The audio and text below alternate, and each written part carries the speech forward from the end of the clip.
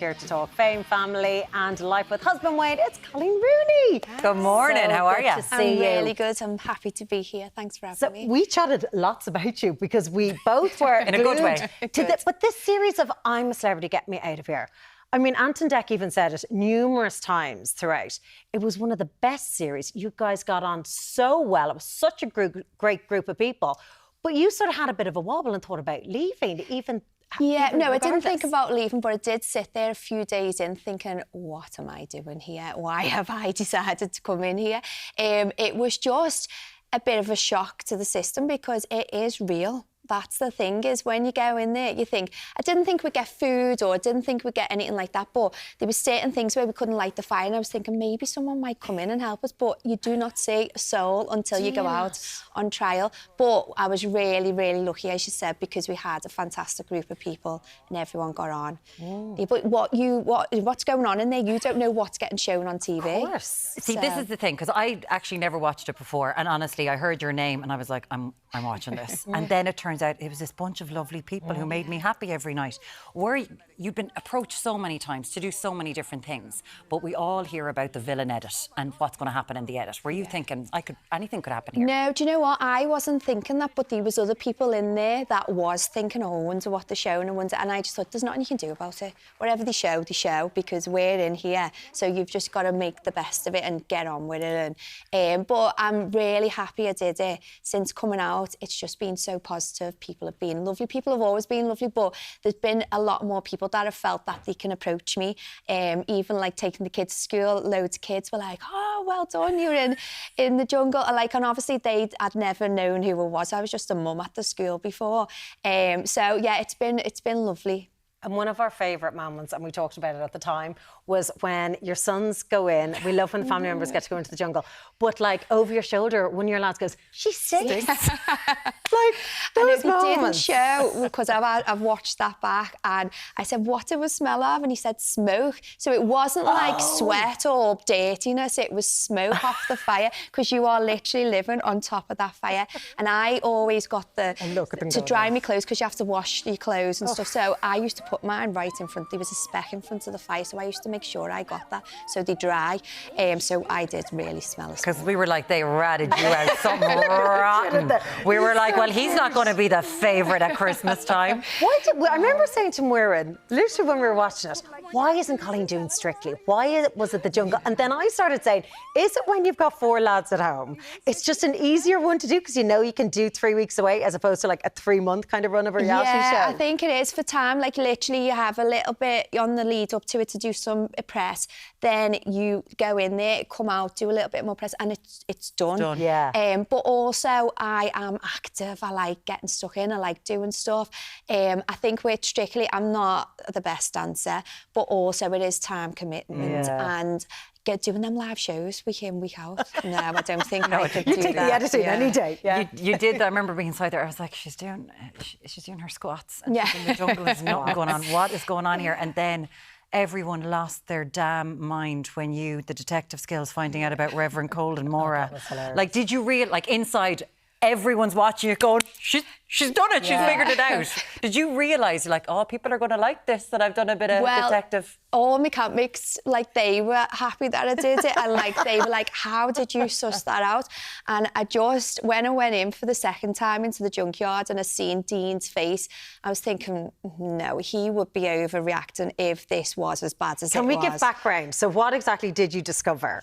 So when I first went over, I came back and I was like, Maura was a bit... They were in a junkyard. So Maura and Reverend Coles were in like an awful place. We have to sleep on the floor, we've got no fire, with this and that, and really playing on it. And I was thinking, Maura looks distraught, she looks really unhappy in it, but to me it was overacted, and I was thinking, I'm not going to say I'll just wait.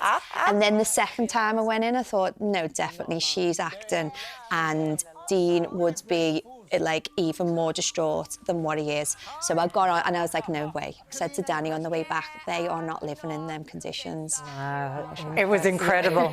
It was incredible. I can imagine. But also, so we said, like, she will light the fire for you, and they were like, we can't light the fire. And I was thinking, well, how are they cooking? And how are they doing stuff? So yeah. Does the mind ever stop? Like, is this just how, like, your kids aren't going to get away with that thing. Like, as soon as they hit 16 and they're trying to sneak out, you're like, it's not going to happen, lads. No, I get, You've got it totally sorted. We couldn't vote in Ireland, right? So I was shocked when Maura went out when she did, and possibly when Barry McGuigan. Yeah. How were they in the jungle with you? Because we were obviously rooting for them this side. Well, yeah, just lovely. Like Barry, I shared my bunk beds with Barry, and he was great. He was such a, a laugh, had fantastic stories. Maura was one of the girls. I'd done it, braided her hair most days. But yeah, all the company in there was great, and it was good because everyone had different backgrounds, different life stories. They'd all experienced different things, and everyone was open. So we got to know each other really quickly because everyone felt like they could just open up and say what they wanted, which was great. And on that, when Barry McGuigan spoke so eloquently about his daughter who tragically passed away so early from cancer, when someone like him, this boxer, this tough guy, when he showed his vulnerability so early in the season, do you think that possibly helped the dynamic? And it was like, well, now it's kind of, we can all put it all out there. Yeah, I was so surprised that did happen that early. And obviously, we all got a bit emotional.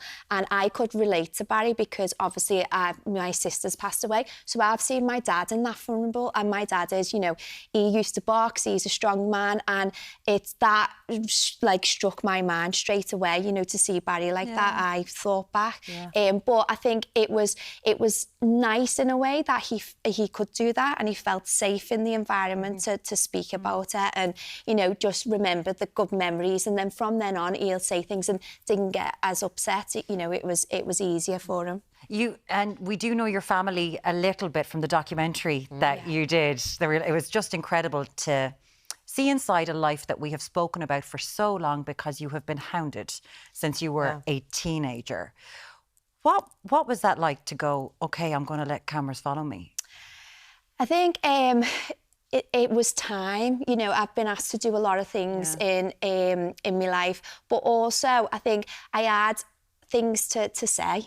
And I wanted to put across, and obviously there's been things that have happened in my life all along, and I've not really spoke about them, but I felt like the time was right to speak, and it was for myself, not for anyone else. That's the thing in my life. I don't do things because other people want me to do them. I have to feel comfortable, and it's got to be the right time for me, and I just felt it was the right time for me and my family, and it was successful. People enjoyed seeing my reasons why I've done stuff in the past and not spoke, and then held on to it, and the time was right then to speak.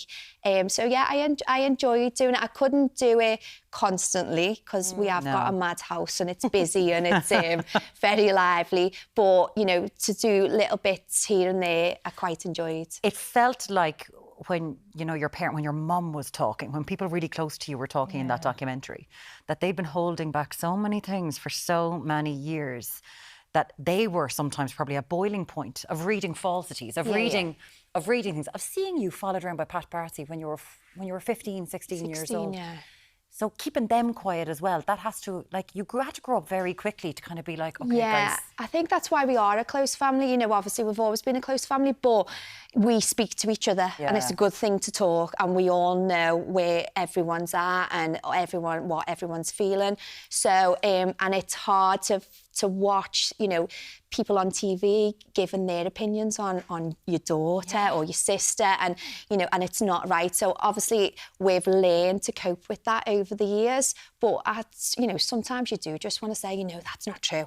That's not true, and that's not what goes on, and this is... So it was a good opportunity to say things as it was. And how do you regard the likes of the Paps in the UK now, who have followed you since the days of you walking home from school, and they want shots of the kids? How do you regard them now? Is it friendly, or what's your relationship like with them? I just walk. It's hard because, they've got a job to do. It mightn't be a nice job in my eyes, but some people rely on that, and that's the way they go, and that's fine. I don't rely on it, but it always happens to me. But I just don't say anything. They do say hello, and I just walk straight past them. Is that not hard? It's so hard for me because I'm a really friendly person. But what I don't want other people onlookers seeing me to say hi, thinking that I've picked up the phone and rang them and said, this is where I'm going to be. And I've never done that, and I don't want to do that because that's not me. But also, I do feel quite bad that I'm not just like saying hello, but I just carry on with my day. And the fact that you put pics on social media, I thought that kind of lessened their currency as such, or does it not? It does in a way, and that was the whole point why I did start putting the children on social media, is because it takes it away a bit. Because if you're going somewhere and they're fighting for it, if you put that picture up first, it does like it they reduces can't sell it. It's not it's not worth as much. Yeah. Any chance you'll get involved in some war negotiations at the minute? Because it seems like you're thinking 75 miles a minute and thinking ahead all the time. Because one person you have met, Donald Trump. You went to the White House, you met Donald Trump. What was that like? I did.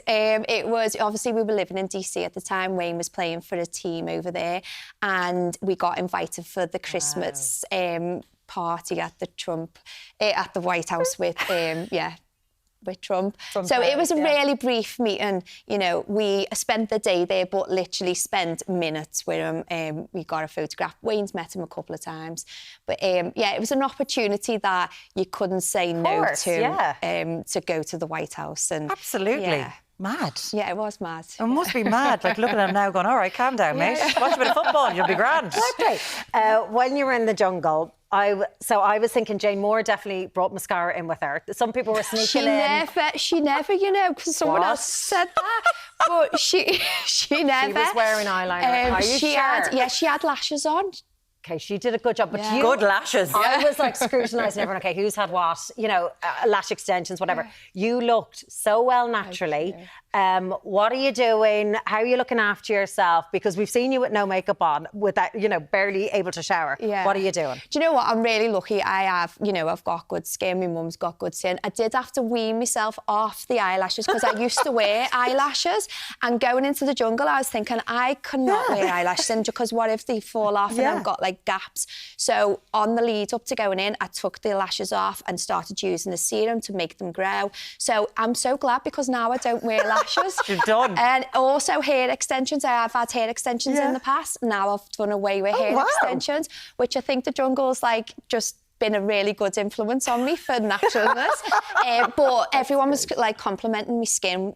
People just say, like, how do you know, what do you do to your skin? I know you're seeing Coleen on the telly. Honestly, we just want, we're refraining from going over to touch us. She looks filtered in real life. We can just verify. Unreal. But yeah, I take supplements. I use skincare, but the one thing I do rely on is collagen.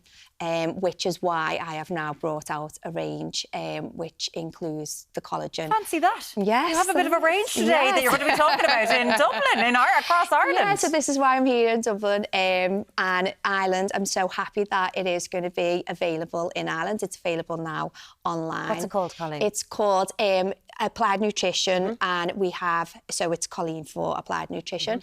So it's available in hpnutrition.ie and hollandandbarrett.ie and in stores from the 19th of March. And is it a drink? Is it a fizzy tablet? Yeah, so what I always like struggled with was, you know, taking it away with me and having it in. So I've done stick packs, so it's just individuals. You can put it in your handbag, you put it in your luggage, you just literally pour it into water, shake it and drink it. So I do the collagen, hydration, de-bloat, sleep and immunity. So there's 5 different products. Sleep is really good. And do you know what I find with the sleep is I have it in hot water before I go to bed. And you know where sometimes you want something sweet of a night, but you don't want to have it because it's, you know, it's not good for you. This is a sweet drink, so if you have that, it does the job, and it obviously helps you sleep. And you do live a healthy lifestyle, like it is important to you. Yeah, it is. Because as I mentioned, when I saw you working out inside. Well, it was funny because this morning I had this conversation while I was getting my hair done, and my hairdresser, makeup artist, was saying, I've now started doing squats in the shower. So I was like, I got a bath this morning, so I didn't do squats, but I did do them before I got in the bath. How many squats do you do? So I do, like, I do 60 squat and then 60 pulses. But that's every morning, just so I know that I've done something for that day.